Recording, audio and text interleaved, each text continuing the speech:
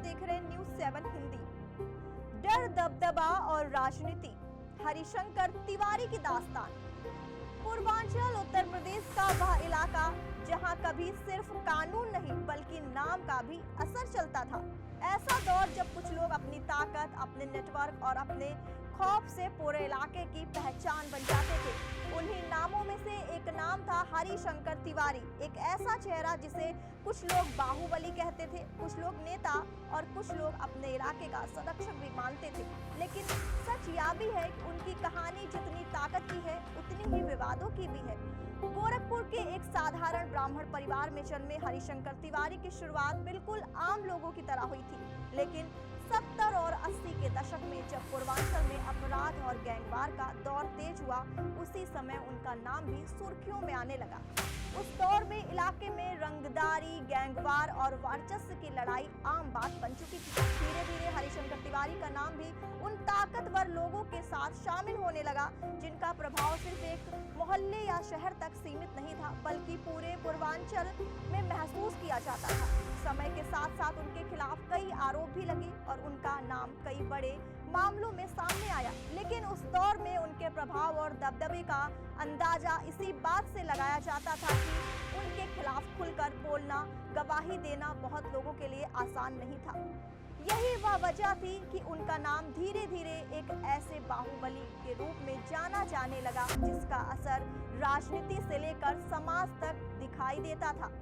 हरिशंकर तिवारी की कहानी सिर्फ अपराध के आरोपों तक सीमित नहीं रही। समय के साथ उन्होंने राजनीति में भी कदम रखा और यह कदम उनके जीवन का दूसरा बड़ा मोड़ साबित हुआ।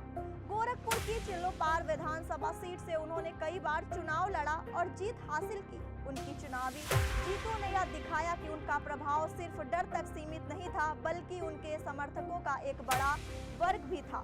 कहा जाता है कि एक समय ऐसा भी आया जब जेल में रहते हुए उन्होंने चुनाव जीता और यह बात उनके राजनीतिक प्रभाव की सबसे बड़ी मिसाल मानी गई।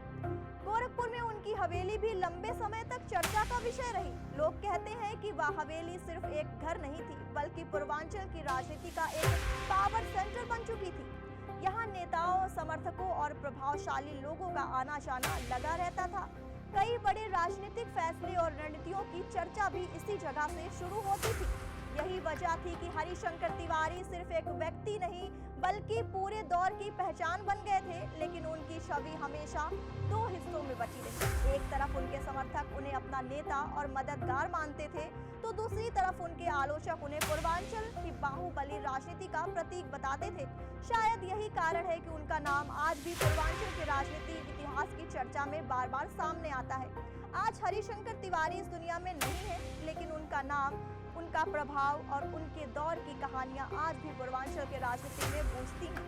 उनका जीवन एक ऐसा अध्याय बन चुका है जिसमें ताकत, विवाद, राजनीति और जनसमर्थन सब एक साथ दिखाई देते हैं। और अब सवाल यह है कि क्या भारतीय राजनीति में बाहुबलियों का दौर सच में खत्म हो चुका है या फिर वह किसी नए रूप में सामने आते हैं।